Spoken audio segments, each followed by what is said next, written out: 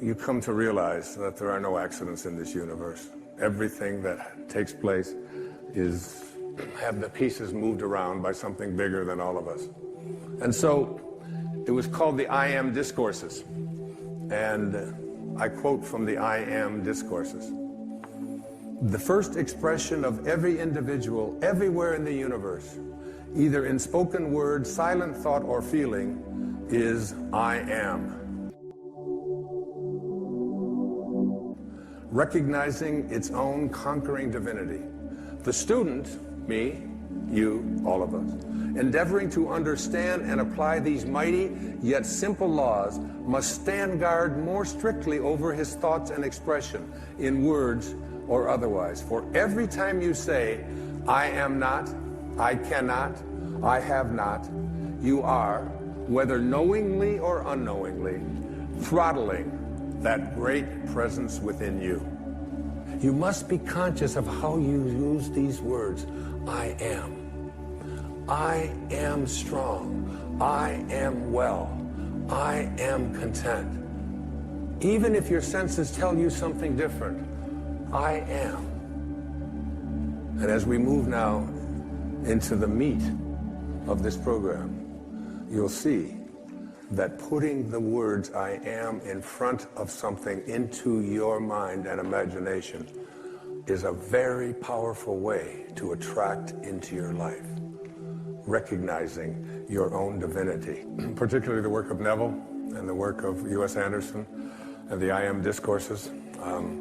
I came up with, in putting that all together, what I call five wishes fulfilled foundations for being able to attract into your world and become the kind of person that you expect yourself to be. Remember what I said about the quote on the wall of the swimming pool.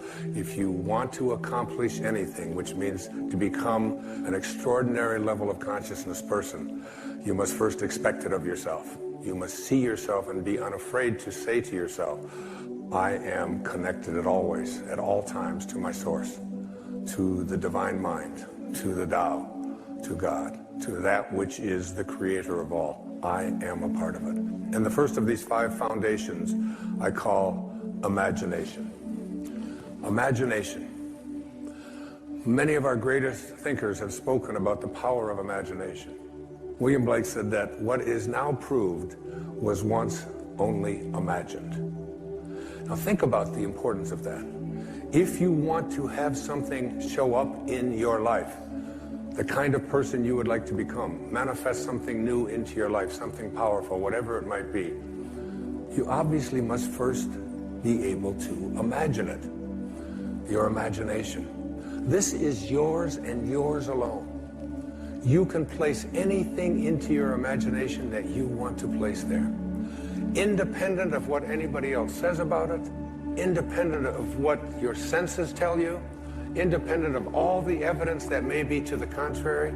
You can place into your imagination an I am that represents what you would like to attract into your life and make it come into fruition. Einstein's most famous quote, one of his most famous observations, he said, imagination is more important than knowledge. Knowledge is limited. Imagination encircles the world. Placing these I ams into your imagination, I had some of you I'm sure know about it because it's been all over the papers and so on, a diagnosis of leukemia a couple of years ago. And for a while, I kind of began to believe some of the things that were being told to me about what happens when you have this particular kind of leukemia. And I have instead, in the last year or so, had some of the most amazing, astonishing things happen into my life, where I have felt just so alive and so strengthened and so fully connected to my source, knowing. Basically, I have a knowing in here that life itself is a sexually transmitted terminal disease, okay? That's basically the fact, all right? So I'm not saying that all you have to do is put into your imagination an I am that says I am and you're going to live forever.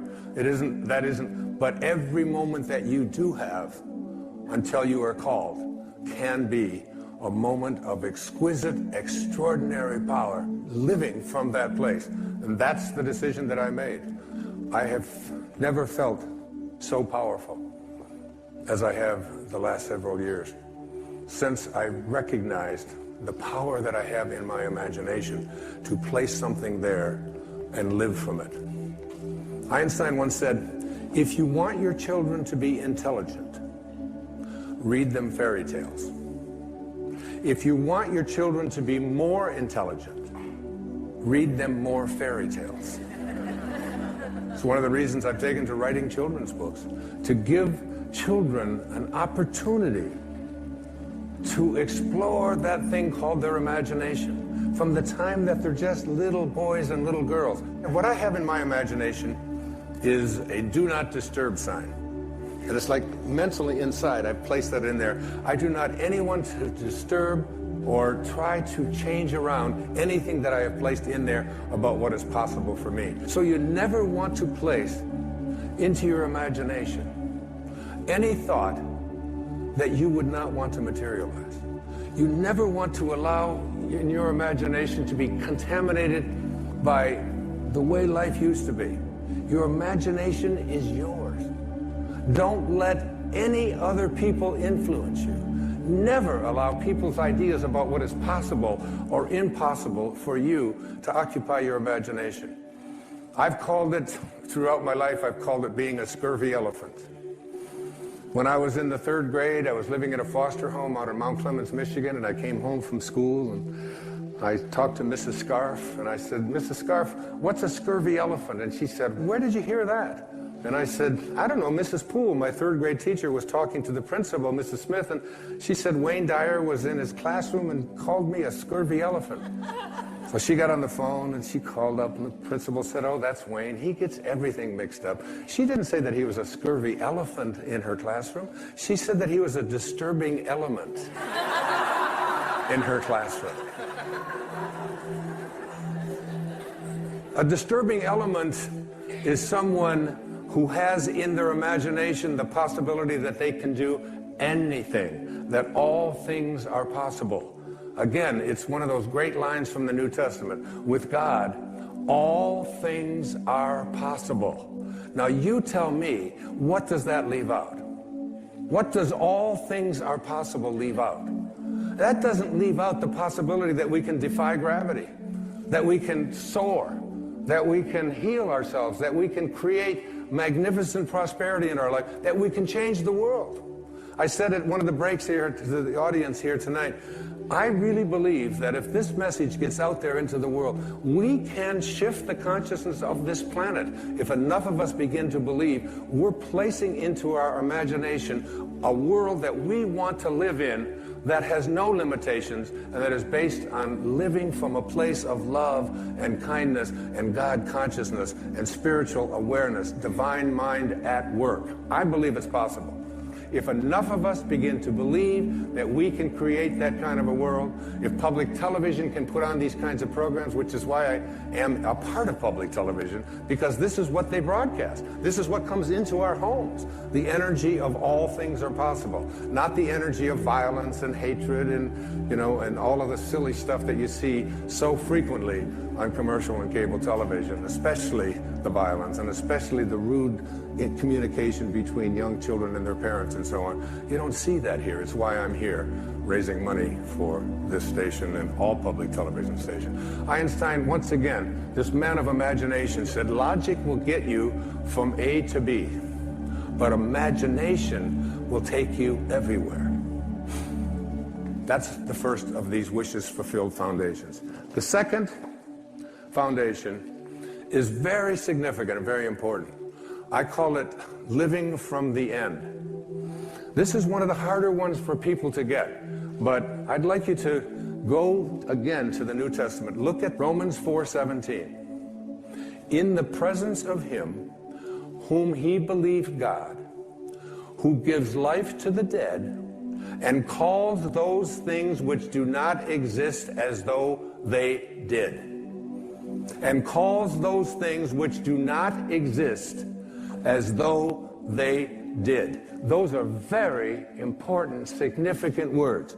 You have to be able to call the things which you have not seen yet materialize and manifest into your physical world. You have to be able to say to yourself, I call those things that I would like to become as if they already do. And you place into your imagination fearlessly the I ams which you would like to create for yourself.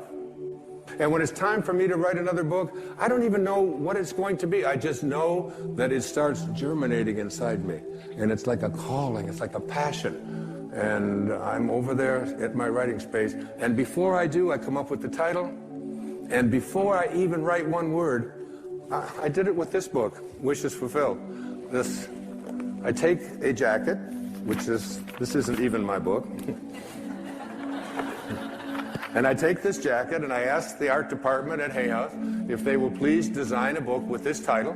And I put it around another book, which I have done, and I set it on my writing space next to Ralph Waldo Emerson and Jesus Christ picture and Paramahansa Yogananda and my children and the people that I love deeply and profoundly in my life. And I look at it with 3 white candles that I light every single time I sit over there. And I look at that jacket. And it's as if I call those things. The book does not exist. I call it as if it did. When my leukemia diagnosis came in, the information that was sent to me continuously was, it's incurable. This is something that you can't change. And I would say to my children who would send me this, I would say, I'd really appreciate it if you didn't send me that kind of stuff. And they'd say, what do you mean? Why, Dad? Why wouldn't you want us to send that? It says that right in there. I said, what part of I am well is it that you don't understand? Because I have placed that into my imagination. I have a wonderful quote by the man I've cited before. His name is Neville, and it goes like this.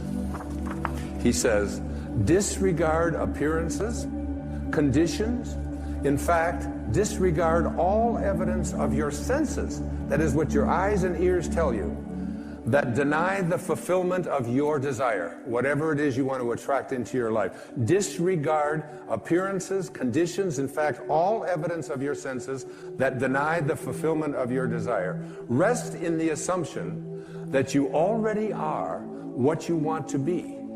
For in that determined assumption, you and your infinite being, your extraordinary self, which is what this program is about, are merged in creative unity, and with your infinite being, God, all things are possible.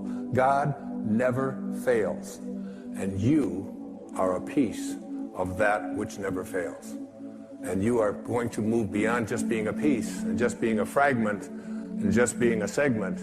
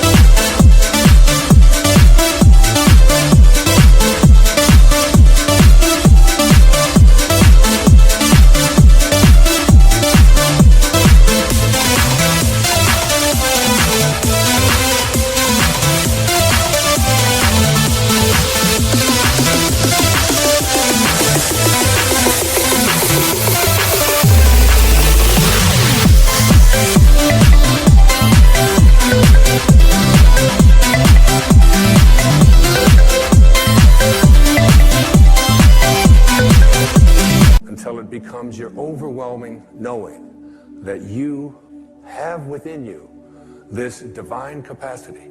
You don't need evidence of your senses. I wrote a book a few years back.